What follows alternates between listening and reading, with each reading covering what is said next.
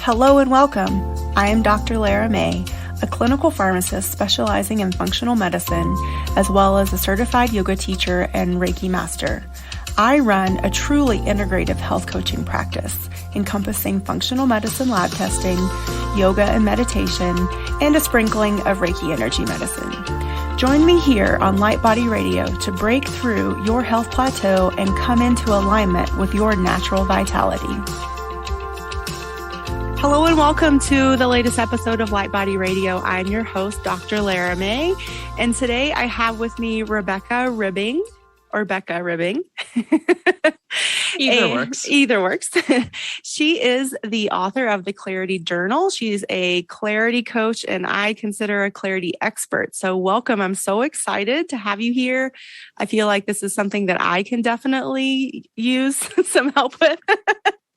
And so I'm sure that there's plenty of other people out there that are going to get a lot of benefit out of this today as well. So welcome. Tell us about yourself and how you became a clarity coach and the author of the Clarity Journal. Thank you so much for having me. You know, it's so funny because when I internally laughed when you said that you need help with this. I became a clarity coach basically because my own journey through finding clarity, my own journey of, getting slightly off track and then coming back to what is really important to me. And this has happened multiple times throughout the course of my life, right? We always are growing and we're always changing. And so what worked for us 4 years ago isn't going to work for us today. And I think that oftentimes we lose sight of the fact that growth is so key to our development, to our happiness. We as humans don't stay stagnant well. We aren't happy when we're stagnant. And so even something that brought us joy and happiness 2 years ago isn't necessarily going to still challenge us in a way that makes us feel fulfilled now. So I basically started writing the Clarity Journal because I had been a coach for it took me a while to get the Clarity Journal out because your first book always takes the longest. And so this was maybe a couple of years ago, and I was going back and forth about how to integrate my business into the reality that I was now a mother of 2 kids.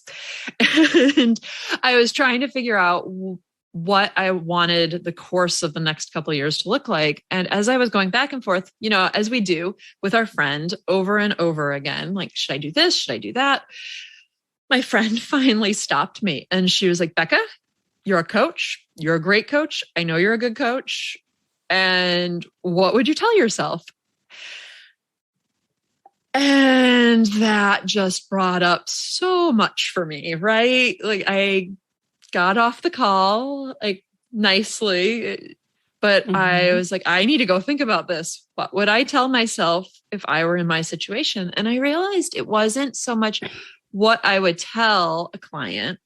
I don't tell a client what I think they should do. I don't come down from on high and say, hey, Sally, you need to go become a yoga instructor.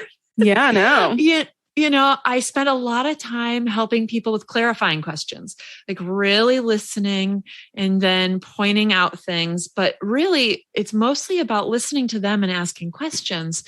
And so I started just writing down all of the questions I asked people to help them break through to those aha moments.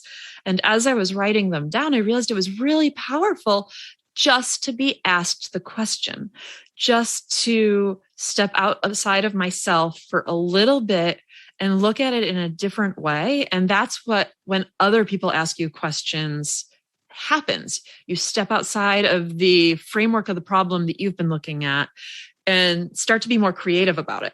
Mm-hmm. Yeah. So much when we're in it, we can't see the forest for the trees, because we're so far in it.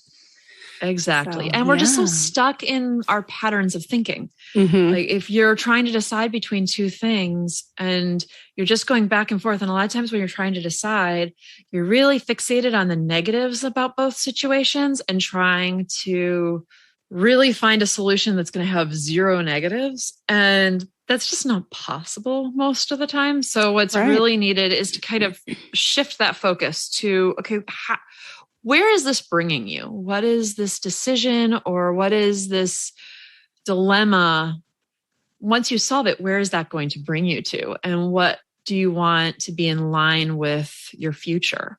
And so I think that having someone really help you see it in a different perspective just is so helpful. So I wrote the clarity journal because it was so powerful to me that I was like, a lot of people probably don't even need coaching. Some people definitely do.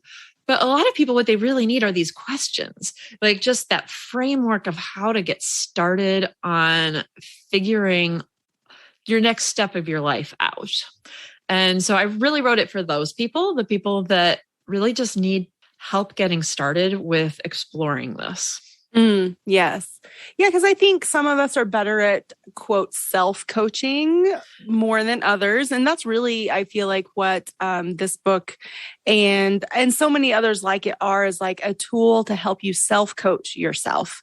Right. And even if you don't realize that that's what you're doing, that's fine. Like you don't have to name it as such. But, right. But really it is, like thinking about, okay, what is my happy end result? And then how do I get there? And I think that too helps people at least start to narrow down when you say like they're in the classic, like back and forth, back and forth, back and forth, or even just the swirl of overwhelm. Yep, exactly. And I think that also the more you do it, like you were talking about, some people are better at self-coaching than others. I think some of that is really being open and honest with yourself and not trying to either sugarcoat it, or some people actually just really gravitate towards the negative, being able to see the balance. And I think that having outside prompts to help direct you helps manage that a little bit better. Like, you're and not just looking at it the same way. Yeah. And that's where I really see where like a human coach really comes in, like a live person, right? Really comes in helpful because they're able to not only ask you that it's most likely going to be an uncomfortable question, but then hold space and sort of allow you that space and that time to really think about it. But also it's that like a gentle confrontation of like, okay, you're here. You can't run away from this now. Like it's time that you like sort of step up and answer the question, evaluate it, face that uncomfortable moment, because that's also where like real growth comes from. I think it's being safe in the uncomfortable. Being safe in the uncomfortable, and also having someone gently reflect back patterns. I think that, and not just bad patterns. Sometimes when we think patterns, we're thinking bad patterns, but I find that a lot of people don't really fully understand what their strengths are either. And so when they are stuck, part of it's that they aren't valuing their own strengths as much as they should, because it comes naturally to them. And so they think that since it comes naturally to them, it should come naturally to others, and it's not as valuable as it actually is. And so sometimes also having a coach can really help you get more strong within yourself about knowing what it is you are bringing to the table in any given situation. Absolutely. That culturing that healthy self-confidence. Yeah. Because I think a lot of us are sort of conditioned out of that as children. And then, as adults, we're not sure what's, quote, bragging versus really, like you just said, speaking to our strengths and saying that in a healthy, confident way that because of the way you bring it forward is also received in a good way. And I think so many of us are so afraid to be judged or seen as braggy or even like big-headed or egotistical, any of those things that we really don't give ourselves the credence that, our accomplishments or our skills really deserve, and that will carry us forward to more success. Yeah. Well, and I think also in school, we're really trained to believe that we should be able to do everything. You take all of your subjects, and there's usually one or two you do well in, one or two you don't do well in. And everyone ends up focusing on the fact that you didn't do well in English or in science. And that it becomes the focus of what you are spending your childhood been hearing about. People don't focus on, hey, you're a great writer. They focus on, why aren't you understanding this math concept? Mm-hmm. And I think that that's one of the reasons why we really, growing up, we enter the workforce and we don't really value our strengths, because throughout school, our strengths weren't nearly as valued as our weaknesses. Mm-hmm. Yeah, I think it's funny if you think about the whole dynamic of a job interview too. A lot of that is actually focused on your strengths. They want to know like what you're good at. And some people, get that deer in the headlights look when you ask them. They're like, oh, wait, I actually don't know. Yeah, job interviews are tough because I think it goes also into what you were talking about, bragging. Like, you have to brag in a job interview. You have to know yourself well enough to just really be able to speak fairly eloquently on the fact that you are awesome and you are the right person for them to hire. Yeah, you're valuable and you're going to bring value. And I think that's something else too, that we're also not really taught to think in those terms of, is value. Mm-hmm. And I mean, and there's a lot of talk these days, especially in the self-help world, about self-worth, but there's also a legitimate, tangible way to put value on your skills for the perspective of a future employer, or even a current one. If you're going in and you want to ask for a raise, or maybe it's your annual evaluation and you want to say, hey, I deserve this and more because of these things I've done for you and the company, or whatever, Well, and I think society also has a tendency to not value women's contributions as much because they are just supposed to be contributing. Like, we're supposed to do a lot of the emotional labor. I read this amazing article, I don't know, 6 years ago. It was during the Obama administration, and it was talking about how the senior leadership, the women in senior leadership, made an agreement amongst themselves to always back up the other women in the meeting and use their name. Like, Jen, that was an amazing idea. Or, as Jen just said. And they really got into this habit of continuously reinforcing for the group that, hey, that was her idea, and not letting, let's face it, someone else, probably a man, just kind of take it and run with it. And then it's lost. And I think that, like, I sometimes just wish I could have been there, because the idea of having that level of conscientious support from your female coworkers just sounded so affirming. And I think I'm focusing on women because I feel like we as women don't get that very much. But I think even for men, I mean, how affirming to have that as your workplace paradigm. Yeah. And I will even say, that I think even as women are in management, unfortunately, I think the current norm overall still is women taking on that masculine role of leader and or manager. And so they do that because they think that's what they're supposed to do, or they've even been taught to, maybe by one of their male mentors. But we as women, we just see the world differently. We respond to the world differently. And again, that can be so valuable. And I think that in general, women are doing themselves a disservice by not being more maybe just like self-exploratory and saying, actually, what are my unique qualities and abilities to bring to this leadership position that's really going to help build the team, or, expand contribution, or have people be more invested while they're here, versus just like showing up to work and doing their job and going home. But I think that's a shift in management overall and leadership overall in our workplace culture too.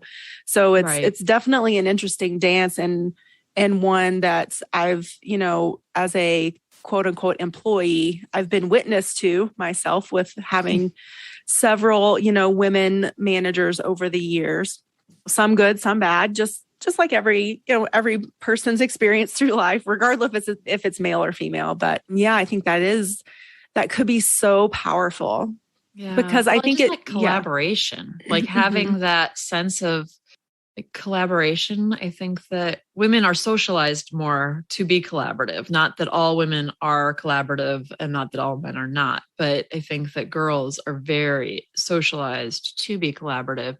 And being able to bring that sense of energy into it, into management, I think is just such a valuable thing. But sometimes also, then when women do bring in the collaboration, sometimes it becomes a little too, they end up giving too much. Like I run into this a lot with clients. Like I listen to a female manager go on and on about how so she's so stressed because there's not enough time in the day to do everything, but she can't delegate because this person has this and this person has that.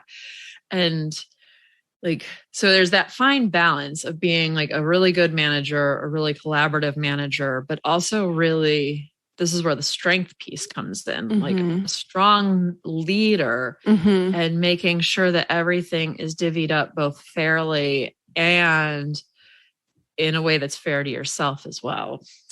Yes, I do think that's a big piece of the management aspect is the being fair to yourself. I feel like there is almost like this martyrdom role that's expected when you step into either like a manager or above, C-suite leader, whatever. So, but I also think we're getting more in terms of like integrating leadership into management, but management and leadership are two totally separate things. And I'm excited to see it grow and become more integrated, but I do feel like there could be more talking about that, even I think amongst teams that aren't necessarily managers yet. I think that could be super valuable. Well, because you can also be, I mean, you can lead, you can be a leader from behind as well. I mean, there are Mm-hmm. a lot of people that I run into that I can just hear their stories and I'm like, you're already a leader and you're not in management. Like Yeah. management and leadership also aren't necessarily tied to each other. Like you don't have to be a CEO to lead. Oh, Well, absolutely. you don't have to be a CEO to have the vision and be able to help people move forward. Mm-hmm. But I think that going back to the martyrdom piece for a second, because Mm-hmm. I find that a lot of people at all levels have a tendency to get into the martyrdom situation. And when I run into that with people that are employed, it can be very hard to break out of that cycle within the framework of the job they're in now because people have been used to taking advantage of the fact that if they make you feel like a martyr, you'll just go ahead and take Mm-hmm. on more than you should. And so it gets into this piece of like wherever you go, there you are. I have clients who I help get jobs, and I'm really, really clear that like I can help you get the next job, the next level, or move industries.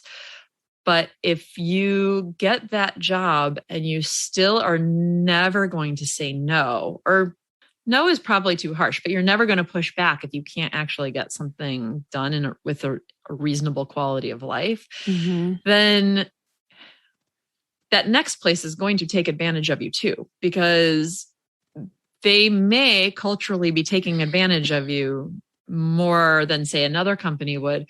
But if you're always saying yes, the boss is always going to pile on more.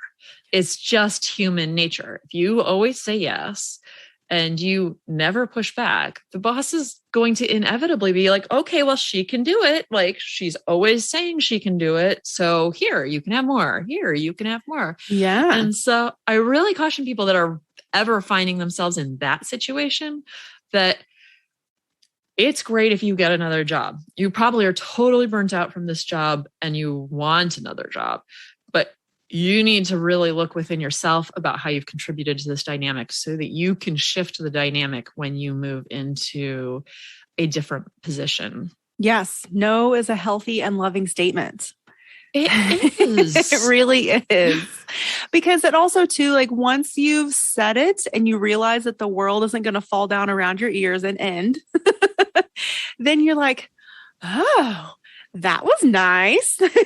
I have space for A, B, and C now. Well, I have a friend who I love very dearly, and she and I were talking just a couple weeks ago, and she had made a mistake, and she was really worked up about it, and just very worried and anxious about how her boss was going to handle it. And I've been friends with her for a long time. She's been at this job for a long time. And I know how much her boss values her. And I just finally was like, they are not going to fire you over something that didn't cost them millions of dollars. Like, I mean, if you cost them millions of dollars, sure, you might still get fired. If you decide to go absolutely crazy, like, and show up to work naked, you might get fired. But like, it's the same thing with saying no. Like, you're not actually going to get fired if you tell someone you can't get something done. Or yeah, so in my dynamic where I am now, there is like it's shifts. So I work in a hospital still. And so there's all these shifts and they all need to be filled, so that we can provide the best patient care. That's the simplicity part of it. Mhm. But life happens. So people go out on maternity leave and paternity leave and people get sick and people have vacation, all the things. Mhm. And so there's some people that will continually say, yes, I will pick up this shift. I will do this, and then, but inevitably they show up and they're exhausted. They're in a bad mood. They complain about being there and they, honestly, they half-ass work when they're there. So it's almost like, why are you even here? It would have been better if you had just said, no, I can't do it. And the rest of us can actually pick up the slack. And I think this brings us perfectly into that mindful productivity that I wanted to ask you about. What is that? So for me, mindful productivity is what you're talking about. It's really being aware of what's going on inside. So often when we talk about mindfulness, we talk about meditation. We talk about sitting cross-legged, breathing in and out. We talk about basically being Yoda or a Buddhist monk. And those things are great. And I love meditating. But to me, mindfulness itself is really about being aware of your whole body, what's going on in your head, what's going on in your heart and with your breathing, and what's going on just with all of your physical reactions in your body. And the more that you can really be aware of it, the more that you can actually start noticing when your productivity is lagging, that you can start noticing that you've actually taken on more than you can reasonably do. I think that it's the thing that really breaks my heart is I will have a client who will talk about procrastination and they'll be beating themselves up about the fact that they are procrastinating on something and be sheepish about getting on the phone with me. I'll sit there and listen to them for 10 minutes. And the problem isn't that they're procrastinating. The problem is that they are in overwhelm. They are so overloaded with all of their responsibilities that the thing they love, the thing they wanted to do, inevitably gets pushed to the side because by the time they're done doing everything else and being everything to everyone else, they are exhausted and they have nothing left to give to themselves. Mm-hmm. Yeah. And so I think I'm going to bring in the mind body connection here because that's sort of my jam is that, yes, I totally agree. Like mindfulness is a full body experience and practice, but also too, when we've overcommitted and we're procrastinating or we're just like go, go, go, go, go, and we are not stopping, we're doing our body a disservice because whether we realize we're stressed out or not, most of us at that point acknowledge I am stressed. And so we're creating inflammation and then we're not giving ourselves the time to heal. Our bodies actually heal while they rest. And so then it becomes this vicious cycle of then you don't feel good. So then maybe you procrastinate, something else, or, so it becomes this snowball effect, this cycle. And so how do you help snap your clients out of that cycle? Well, there are a couple things. First, I absolutely love the book Burnout. So in Burnout, she talks a lot about recognizing when you're entering a stress cycle and then doing something physical to actually release that stress. So in it, she talks about, if you're stressed out, going and working out. She also talks about, like, even if you're stressed and you can't go work out, you're just like sitting in your cubicle, like really tensing up your body and then releasing it to help release the cortisol. One of the things I actually really love doing is I will put my hands down on the sides of my chair and lift myself up, almost like doing like a reverse push-up or something, and just hold there until I can't anymore, like till I actually physically need to release.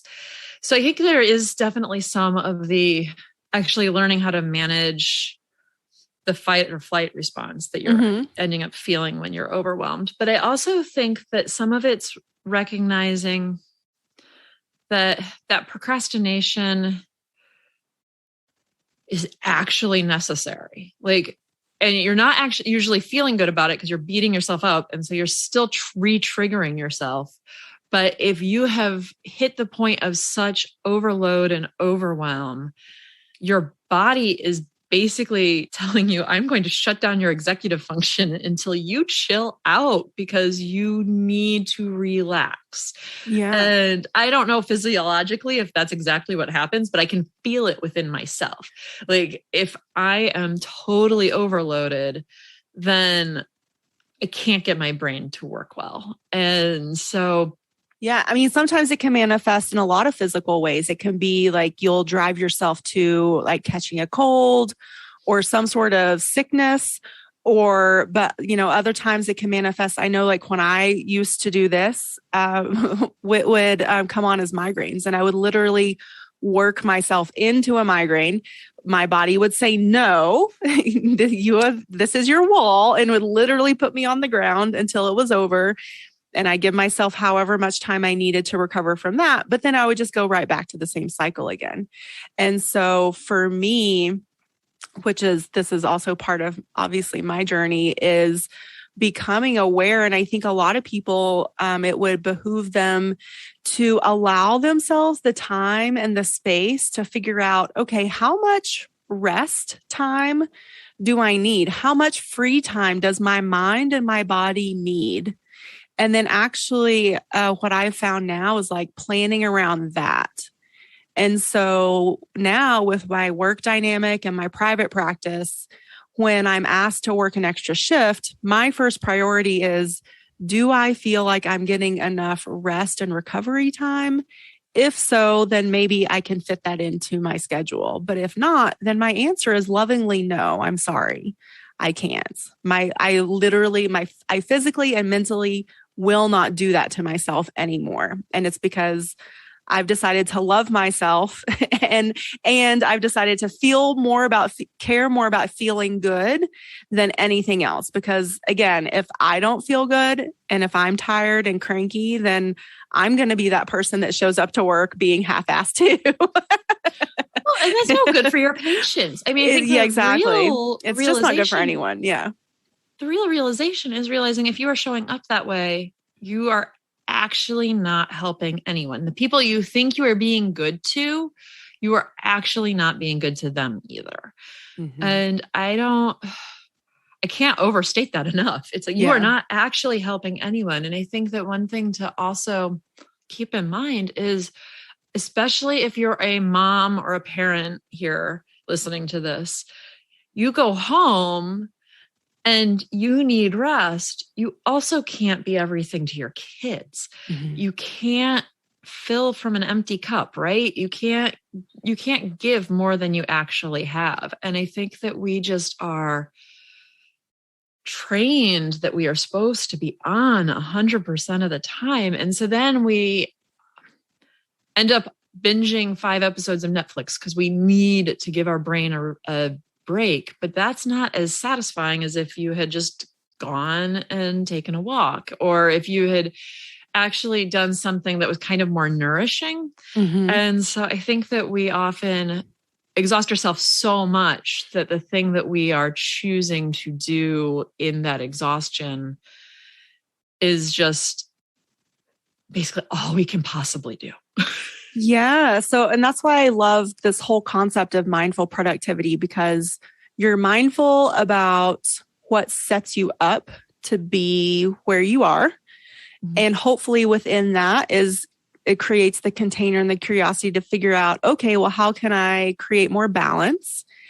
And then when I do, now I get to choose to do things that are more nourishing. I get to go for a walk and feel good. And then I can come back and I'm refreshed, and maybe I can do something else, or, spend this time with my kids or with my husband or your partner, whoever, or studying, maybe you're still in school. And, it can be the same. Like I can, infuse my movement and my exercise practice. And whether that's going for a run or doing yoga or choosing to read a book instead of binging out on Netflix. And in the end, you've created space for your free time, but you have actually nourished yourself at the same time, instead of doing the work till collapse and then the mind check out, which is the tool that gives, your mind that break that it needs too. Yeah. I think another part of mindful productivity that is really important to me is the part where you're really looking at what it is you're feeling. And this is also that mind-body awareness. A lot of times we procrastinate on the things that make us uncomfortable. And sometimes what's making us uncomfortable isn't necessarily really shined a light on. Like we ignore the fact that if we're starting something new, if we are trying to shift what we are doing, there is always going to be starting friction. There's always going to be that feeling of discomfort because we're doing something new. And so I think a lot of times what happens is if you ignore that starting friction, if you ignore the discomfort that's coming from whatever task it is you've chosen to do, that you've said you need to do, then to really look at what that is about. Like, what is your mind trying to tell you? Because a lot of times we're so inundated with just do it, right? We're inundated with push through, push. Like, if you just put your mind to it, you can do it.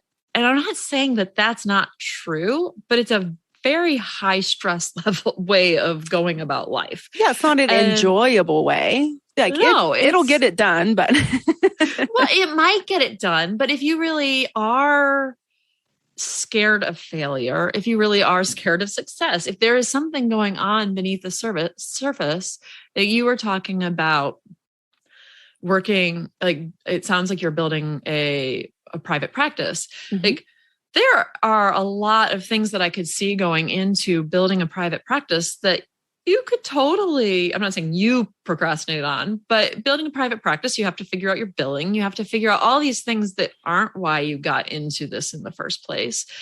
And just using it as an example, like, if you get into something and all of a sudden you're confronted with needing to set up a billing system, or if you're an artist and you decide you're going to go on Etsy, well, now you need to learn how to also do photography because everything needs to be pretty. Like there are a lot of pieces that go into our bigger life goals that make us uncomfortable. And a lot of times procrastination starts creeping in during that process because it is uncomfortable. It isn't your core competency. And why, when it comes up, really sitting there and actually focusing on it for a second and focusing on what your body's telling you, a lot of times it's actually easier to move through it then, not push through it, but to acknowledge, I'm really scared that I'm going to mess this up somehow. I mean, how many people do we know that procrastinate entirely too long on their taxes? Taxes are a great example of this. Oh, yeah. It's like, well, I'm worried that I'm going to mess this up and the IRS is going to come after me for a lot of money. Well, if that's the case, and it's so hard that you can't even get yourself to push through it, it's time to really consider hiring a CPA so you have someone looking over your shoulder.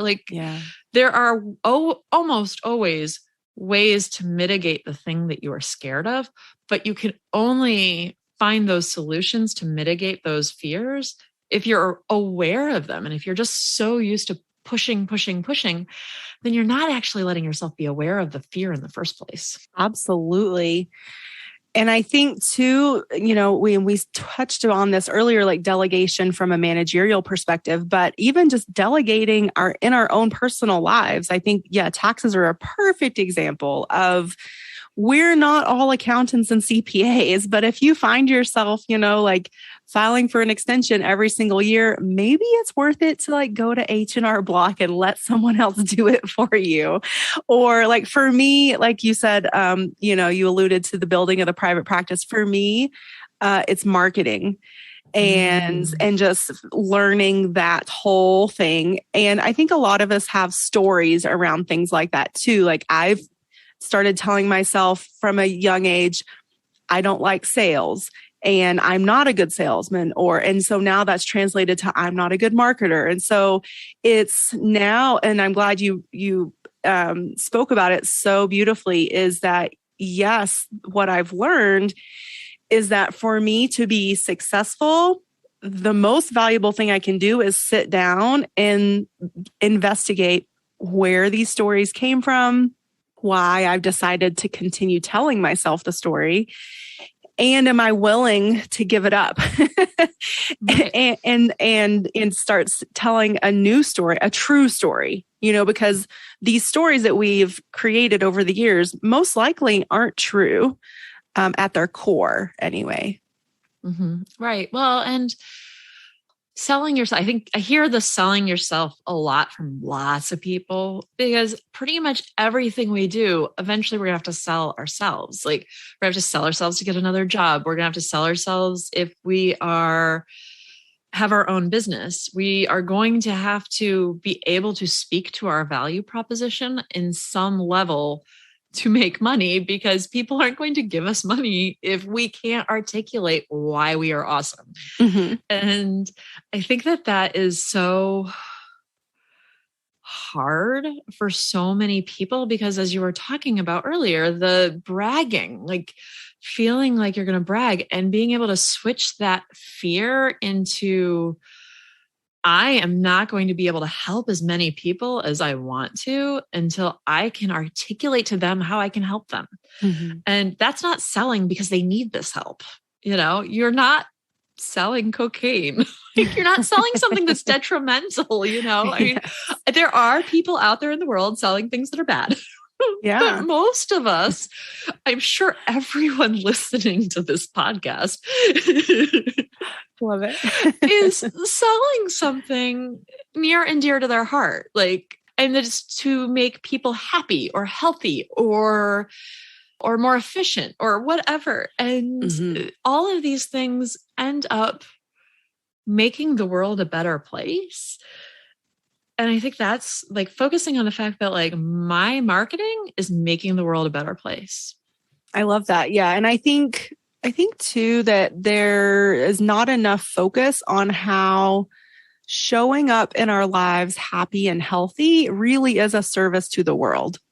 And so even if you're listening today and you're like, well, I don't own a business and I don't want to own a business and I'm never going to be selling blah, blah, blah, blah, blah, that's fine. But this is something that I've learned and come to acknowledge in the past few years as well, that showing up happy and healthy is a service to the world. And it does improve, even if it's just my small microcosm around me, that actually has a huge trickle effect. And I think, especially with the state of the world today and so much tumultuousness, that if we all just focus on showing up as happy and healthy as we all can, it's amazing, I think, the difference that we could see in so many things and ways. And if nothing else, it is actually worth it to you. Yeah. You don't have to justify being happy and healthy. Oh, hell no. It is a service to your own body. Yes. Exactly. And, I know you weren't saying like, but yes, that's worth saying as well. Yes. It's worth saying. It's worth shouting from the rooftops that you are helping no one if you are under stress. And it is like kind of imperative that you help bring yourself back to center or get outside help Mm-hmm. whether it is with a therapist, a coach, with a doctor, if there's like chronic stress from illness, because I think one of the things that we often leave out when we are talking about stress and work is there are a lot of people out there with chronic conditions that they're behind the eight ball already. They already are under stress because they are hurting. And then they're pushing themselves even more and then not getting the rest they need. I had, during my second pregnancy, I had a chiropractic adjustment go really wrong. And basically, I could barely walk. I had to use a cane. It happened in my first trimester. And it took me years after pregnancy to get back to like full activity. Mm-hmm. And it was just knocked me flat. Like the first pregnancy, I was like one of those really annoying, glowing women doing yoga every day. And like probably people wanted to slap me. The second one I'm like cranky pregnant woman using a cane, chasing after a 4-year-old. And Mm-hmm. it's pain is really hard to push through. And so I would say that if you are in pain, to also be gentle with yourself. If you have migraines, it's even more important to recognize that just do it mentality of our current culture is not actually looking out for your best interests. No, yeah, it's really not. I mean, and really, if we looked at where that originated is for, the, who knows if it's like the capital, the capitalism thing or the, just like the greater good, quote unquote, I'm Right. using air quotes. You can't see that here, but like, again, I feel like that's for probably like a cultural traumatic conversation for a whole nother episode. We can have the next episode is going to be on capitalism and why it spends so much time trying to get us like wring every last ounce of work out of us. Yeah, but again, like just to illustrate that even within capitalism, there's a healthy balance. I mean, Right. There's plenty of fantastic, successful, balanced entrepreneurs out there. Right. And so, yeah, plenty of balanced jobs. I was just talking to someone who from Memorial Day weekend through Labor Day weekend, every Friday, the office closes at noon. That's awesome. That company lose anything by doing that? No, they're doing some really interesting work in Europe. I think, was it Denmark? I can't remember which. Oh, no, it was Iceland, is moving to a 4-day work week. And they've been doing a lot of experiments with it, and productivity has not gone down at all by having Fridays off. Mm-hmm. I think it's basically the government sector that's doing this. Mm. And how different is that than our stereotypical American company? That how many people do we know that work well more than 40 hours a week by the time you also count all of the morning and evening emails they have to write and just be constantly tied to their phone? It's just such a different mindset. Mm-hmm. And is it any wonder that we are less happy? Yeah. Or that you can only be productive during the hours of 8 to 5, Monday through Friday. Right. Which is one of the reasons that I chose the medical profession, was for that flexibility. Mm-hmm. And so I am grateful for because I have a very creative schedule within my field now, which is enabling me to also have my private practice on the side, which provides me fulfillment in so many more ways too. So, all right. So we're starting to wrap up. What do you want to leave us all with today? Or maybe is there something that we haven't talked about yet that you really wanted to bring forward? I just think that really clarity comes down to starting to be more open and honest with yourself. And the more that you can do that, the more you're going to start feeling better. You won't feel better right away, because usually when we start that process, there's a lot of gunk that comes up. But the more that you can shine the light on what is going on, the more you will be able to set up your life in the way you want and that's authentic to you. Yes, I love that. And I'm going to add something, maybe a tool that could be helpful for the maybe not feeling so bad for like right at the beginning, because you're right. Like, and I think I like to call it the objective detective. So like set the intention right off the bat that you're going to look at this from an objective point of view and not judge yourself and not beat up on yourself. And then as you go through it, now I have started the process of being intentional. Like once sort of like quote, get to the end of a process, so to speak, is to make sure that I'm intentionally bringing in love and compassion and forgiveness for myself, for the situation, for the other players that are in it. And then that helps me. And I've started to use this with my clients as well. It helps them to already start to see the light on the other side of that coin. I feel like it helps give them more inspiration and momentum to keep going. I love that. I often talk about doing this in the spirit of curiosity. Absolutely. Because when you're curious, you lose that judgment, because that's all going back to mindfulness, right? Being able to observe without judging. Yes. Yes. Awesome. So tell us where we can get your book. Amazon. It's easy to find. Just type in the Clarity Journal and you can get it.